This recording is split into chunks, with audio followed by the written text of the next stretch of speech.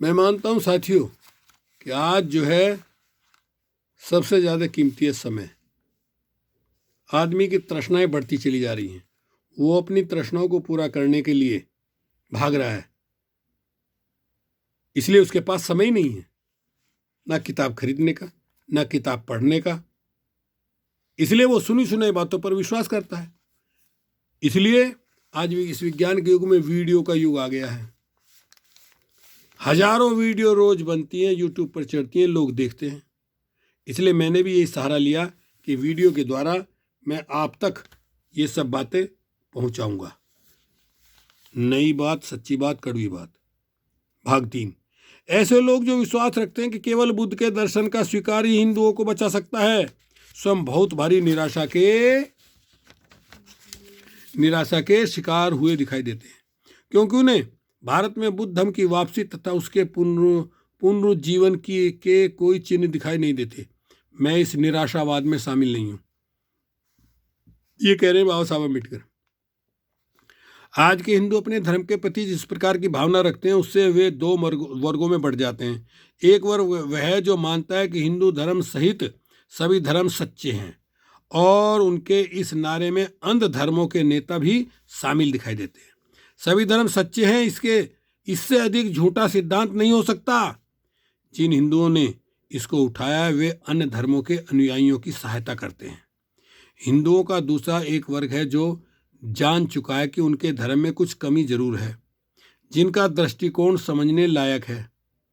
धर्म आदमी के सामाजिक उत्तराधिकार का एक अंग होता है। आदमी के जीवन, उसकी शान और गौरव उससे जुड़े रहते हैं। इसीलिए अपने धर्म का त्याग करना किसी के लिए आसान नहीं होता।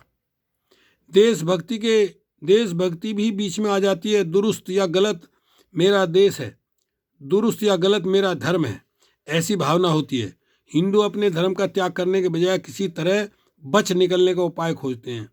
कुछ यह सोचकर खुद का समाधान कर लेते हैं कि सभी धर्म गलत हैं, तो फिर धर्म के बारे में सोचें ही क्यों।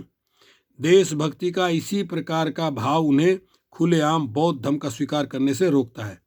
इस प्रकार के व्यवहार का एक ही परिणाम निकल सकता है, हिंदू धर्म का पतन होगा और एक जीवन नियामक शक्ति के रूप में वह समाप्त हो जाएगा। और आप देख भी रहे हैं अभी जो हालत चल रहे हैं, हिंदू धर्म कोई नया नहीं अपना रहा, और उसमें से निकल के लोग क्रिश्चियन, बौद्ध, मुसलमान, सिख बनते जा रहे हैं। हिंदू धर्म पीछे जा रहा है। एक शून्यवत स्थिति पैदा होगी जिसके प्रभाव से हिंदू समाज टुकड़े टुकड़े हो जाएगा। तब हिंदुओं को विवश होकर अधिक सूझबूझ दिखानी पड़ेगी।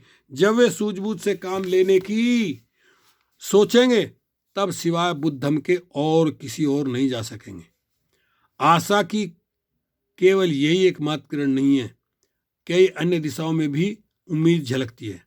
एक प्रश्न है जिसका उत्तर प्रत्येक धर्म को जरूर देना चाहिए।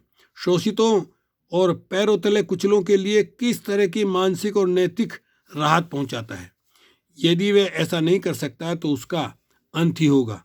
क्या हिंदू धर्म पिछड़े वर्गों और अछूत जनजातियों के करोड़ों लोगों को कोई मानसिक और नैतिक राहत पहुंचाता है? निश्चित नहीं। क्या हिंदू इन पिछड़े वर्गों और अछूत जनजातियों को यह आशा रख सकते हैं कि बगैर किसी मानसिक और नैतिक राहत की उम्मीद किए वे उस धर्म को चिपके रहेंगे? इस तरह की आशा रखना सर्वथा व्यर्थ होगा। हिंदू धर्म ज्वालामुखी पर सवार है। आज वह ज्वालामुखी बुझा हुआ नजर आता है, लेकिन वह बुझा हुआ नहीं है।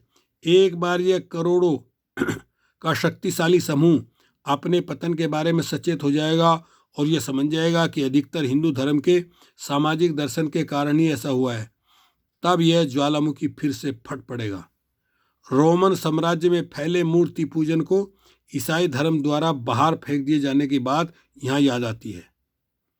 जैसे ही लोगों को यह एहसास हुआ कि मूर्ति पूजन से उन्हें किसी तरह की मानसिक और नैतिक राहत मिलने वाली नहीं है, तो उन्होंने उसका त्याग किया और इसे ईसाई धर्म को अपनाया। जो रोम में हुआ वही भारत में जरूर होगा। हिंदू लोगों को समझ आने पर वे निश्चय ही बौद्ध धर्म की ओर मुड़ेंगे। साथियों, ये है कड़वी सच्चाई। चलिए, छोटी छोटी वीडियो में मैं पेश कर रहा हूँ इस किताब को पूरी को।